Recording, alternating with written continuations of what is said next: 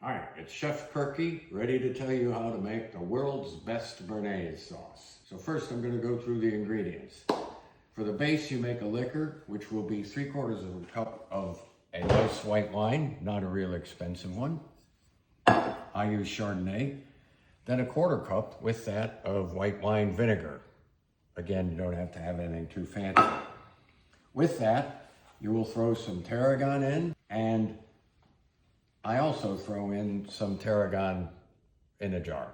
And by the way, you can use this for the whole recipe if you don't have the fresh tarragon. You put all of that in a pan, reduce it by half, and we'll show you how that works later. The other big ingredient is eggs. Most recipes call for 3 egg yolks. You get rid of the egg whites. I use 4 because I've noticed lately egg yolks ain't as big as they used to be. It helps to use really good eggs. The darker, oranger the egg yolk, the better. Then butter, unsalted butter, nice quality butter. For this is, I don't know how much this weighs, 7 ounces. I use half of this. Basically a whole stick of butter or half of this, which would be 3.5 ounces or about 100 grams. You melt that. Now, some important tools. Some measuring cups, glass cups that you can pour the liquid in, melt the butter. Then, to test whether we've reduced the liquor by half, you have to strain it back into here, see if it's down to a half cup. If not, dump it all back in the pan and keep cooking slowly. The most important is a double boiler. So what this allows you to do is put a little bit of water, about 1/2 inch in the bottom, and then you have all your ingredients in here, and you can cook it indirectly with the steam, just like when you melt chocolate or anything like that. You don't have to have a double boiler. You can just put a glass bowl over a pot, or you can figure it out for yourself. What you want is water simmering or boiling below, steaming the pan that you're making your sauce in. If you're going to make Bernaise a lot, or you melt chocolate, I would highly recommend getting one of these. You can get them on Amazon. They're not too expensive. So there's all the things you need to start. Okay, so I've done a little prep work. Here, the tarragon. Bernaise sauce, the flavor is tarragon, that aniseedy stuff. I pulled off some leaves, no stalks. Those will be chopped up and put in the final sauce. I have some of the leftover stems and some leaves, which will go into the liquor, which I will make in the bottom of this double boiler. You see the eggs are in the top. They're there resting, coming to room temperature. You can see there's 3 whole ones and 1 that got split up. There's 4 egg yolks in there. So here you see I have melted a 1/2 stick of butter. It turns out, just in case you want to check, it's about 4 ounces or 1/2 cup when melted. This will go in there, maybe a little more to give it flavor.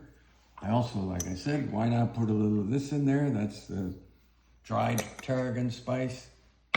Then the onions, just a 1/2 an onion or 3/4 of an onion chopped up roughly goes in. And the white wine, 3/4 of a cup of white wine. Then you add 1/4 of a cup of white wine vinegar. Now, you should smell vinegar, and that's good. You pour that right in. Like I said, you probably shouldn't. The French guys would be mad at me, but I throw a little garlic in there, why not? Important to put peppercorns, like that. And I also put just a little bit of salt, why not? Now, that we need to put on a low temperature and gently cook until it reduces by half. But the big secret for making Bernaise sauce, all the chefs will say, oh, it's hard to make because it might split on you when you make it. I have a trick that I guarantee your sauce will never split, and I'll show you that later as we put it all together. Okay, so now we're doing some actual cooking.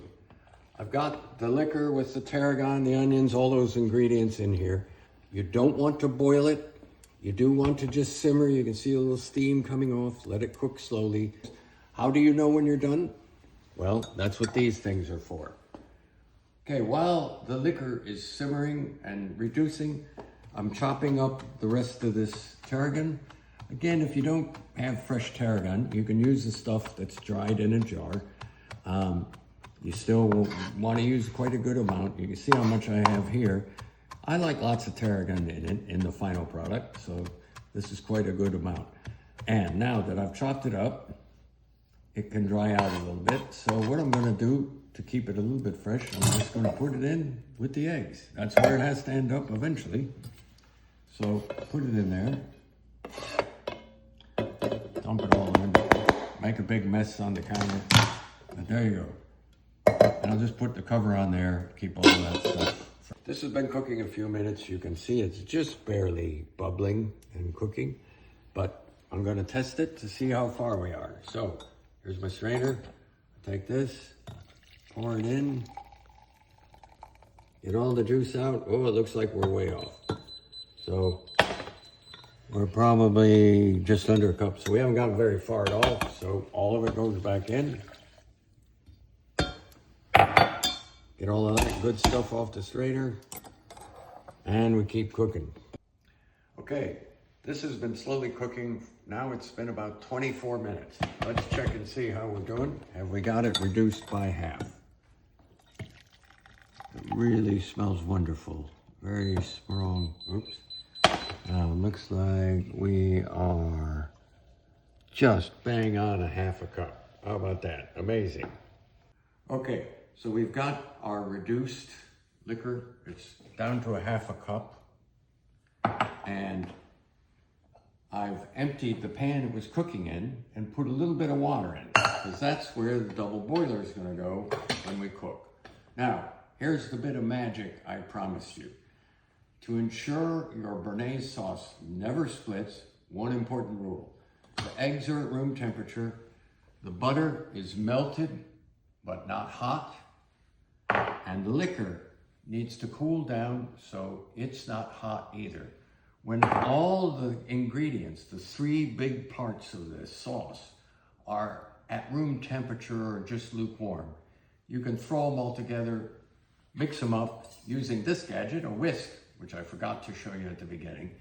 You whisk it over the boiling water in here, and it never breaks. So we'll come back and do that. I need to let my liquor cool down. Okay, my liquor is cooling and I'm a little impatient. I don't want to wait, so I've put it in the fridge for a little while. That'll help it chill down. While we're doing that, you want to make sure the butter is still melted. And there's no reason why I can't just add it to the room temperature eggs now that this is cooled down. So I'm going to pour it in. See all that goop in there? That's that white stuff. That's the difference between ghee and melted butter. So I try to keep most of that out, but some of it gets in. And so to keep a lot of it out, I leave a little bit there. And I'm just going to give it a bit of a whisk. Okay, my liquor's cooled down enough. I'm going to pour it slowly and mix it, because again, we don't want to start cooking the eggs. So that's my half cup of the liquor.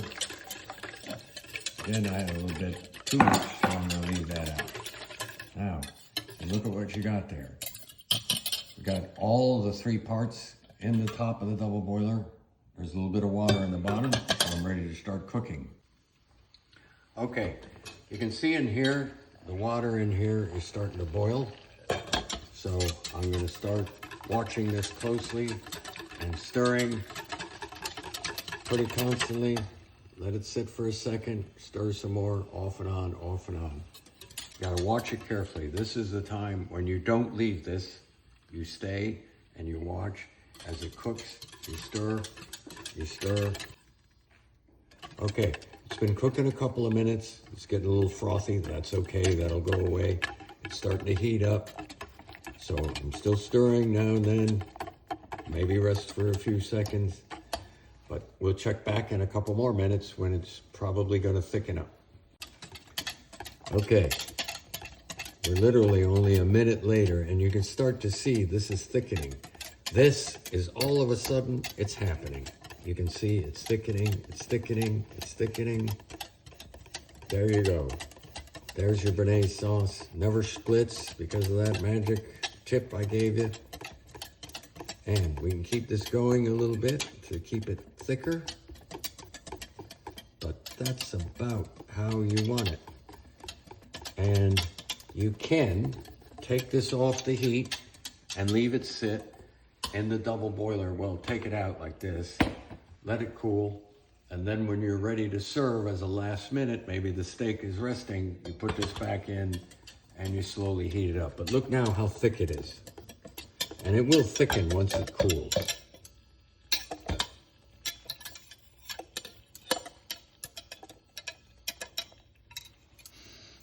Lovely.